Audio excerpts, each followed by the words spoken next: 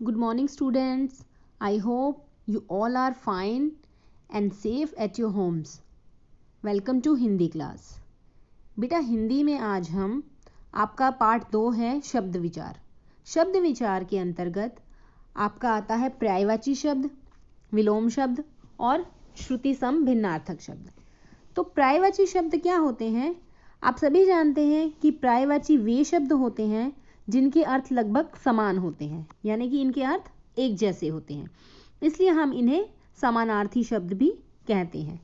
समानार्थी इसलिए कहा जाता है क्योंकि भाषा में प्रत्येक शब्द कुछ ना कुछ विशिष्ट अर्थ लिए रहता है.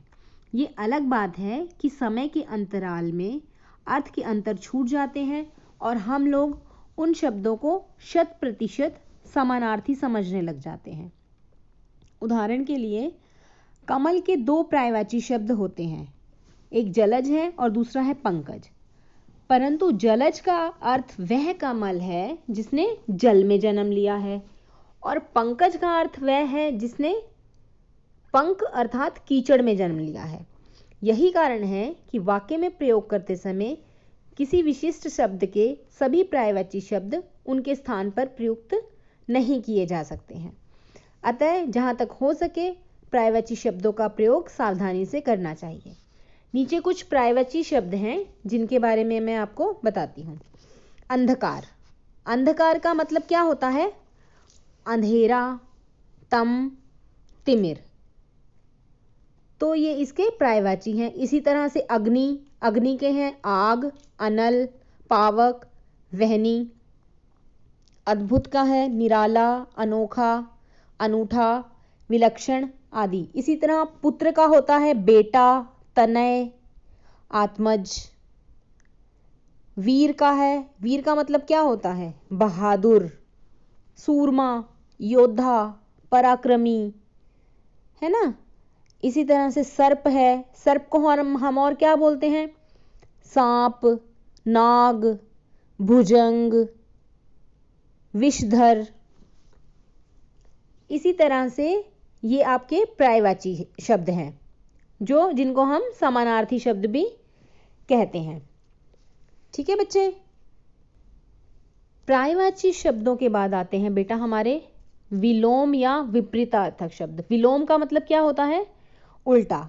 हर भाषा में कुछ ऐसे शब्द होते हैं जिनका अर्थ एक दूसरे से उल्टा होता है, एक दूसरे के विपरीत होता है. विलोम शब्दों को विपरीतार्थक शब्द भी कहा जाता है, जो कि उल्टे अर्थ प्रकट करने वाले होते हैं. ठीक है. जैसे बहुत सी चीज़ें हैं, हम उदाहरण ले सकते हैं. जैसे मोटा है तो मोटा का उल्टा क्या होता है? पतला.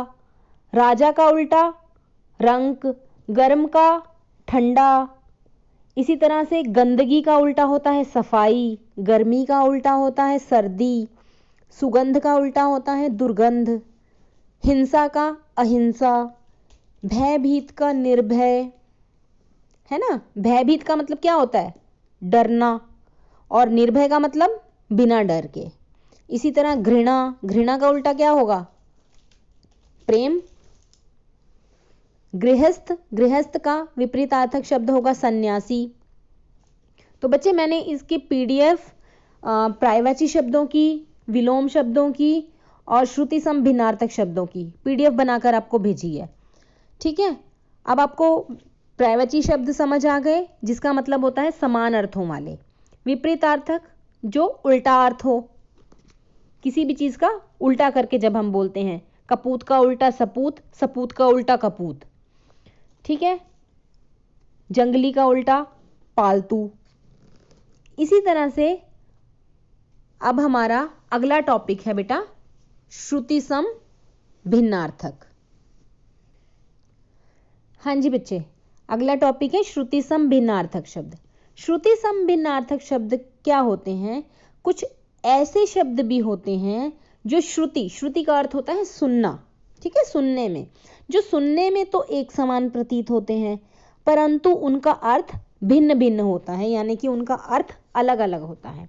सुनने में ये एक जैसे लग रहे हैं परंतु जब हम इसे लिखते हैं ना तो ये लिखने में अलग होंगे और इनका अर्थ भी अलग निकलेगा. तो ऐसे शब्दों को श्रुति सम भिन्नार्थक शब्द कहा जाता है. जैसे कि अब हमारे यहाँ पे एक उदाहरण मैं आपको देती हूँ। अंक, अंक का क्या मतलब होता है? अंक का मतलब होता है गोद, और अंग, अंग का मतलब होता है कि शरीर का कोई भाग। ठीक है, अंक और अंग बोलने में तो एक जैसे लग रहे हैं। जब हम अंक बोलते हैं और जब हम अंग बोलते हैं, लिखने में ये अलग अलग है, लेकिन बोलने में कई बार हमें सेम लगता है, हमें सुनने में ये सेम लग रहे हैं, एक जैसे। तो अंक का अर्थ होता है गोद और अंग का अर्थ होता है शरीर का कोई भाग। इसी तरह अचल और अचला। अचल, अचल का अर्थ होता है पर्वत और अचला का अर्थ होता है पृथ्वी। अब है यहाँ पर शुल्क और शुक्ल। शुल्क, शुल्क क्या होता है? फीस। ठीक है, जैसे आप स्कूल में शुल्क जमा करवाते हो, फीस जमा करवाते हो। और शुक्ल होता है स्वच्छ, सफेद। ठीक है, इसके साथ ही होता है, एक होता है देव, दूसरा होता है दैव। तो जो देव होता है, देव का अर्थ है देवता, जो भगवान, देव। ठीक है, और दैव का अर्थ होता है भाग्य। अगला है प्रकार और प्राकार। जब हम इन्हें लिखते हैं तो इनमें थोड़ा बहुत मात्राओं का अंतर रहता है। ठीक है, प्रकार और प्राकार। प्रकार का मतलब होता है भेद या तरीका। ठीक है, किसी चीज के हम प्रकार बता रहे हैं, यानी उसके भेद बता रहे हैं। और प्राकार, प्राकार कहते हैं दीवार को। ठीक है, अब है लक्ष्य और लक्ष्य। बेटा लक्ष्य और लक्ष्य, इन दोनों में अंतर है। लक्ष्य क्या होता है? लक्ष्य का मतलब होता है लाख, लाख रुपए। जैसे लाख बोलते हैं ना, मेरे पास 1 लाख रुपए है, तो उसे कहते हैं लक्ष्य। और लक्ष्य, लक्ष्य होता है उद्देश्य किसी चीज का। हमें कोई लक्ष्य प्राप्त करना है, हमें अपने उद्देश्य की प्राप्ति करनी है। ठीक है बच्चे, एक होता है सूत, दूसरा होता है सुत। सूत, सूत का मतलब होता है सारथी। सारथी कौन? जो रथ चलाता है, वो होता है सूत।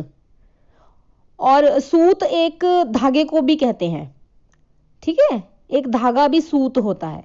और जो सुत है, इसमें सिर्फ मात्राओं, एक में छोटे ऊ की मात्रा है, एक में बड़े ऊ की मात्रा है। सुत, सुत जो होता है, इसका अर्थ होता है पुत्र। ठीक है बच्चे, तो ये जो श्रुति संभिन्नार्थक है, सिर्फ सुनने में थोड़ा सा इनमें डिफरेंस है, ये होते सेम ही हैं, और इनको मतलब लिखा भी थोड़ा सा डिफरेंस के साथ जाता है। तो ये होते हैं श्रुति संभिन्नार्थक। इनकी PDF भेजी है। ठीक है बच्चे, आप ध्यानपूर्वक इसे देख लेंगे, समझ लेंगे, और कुछ प्रॉब्लम होगी, कोई भी परेशानी हो तो आप मुझे बताएंगे। Okay, thank you.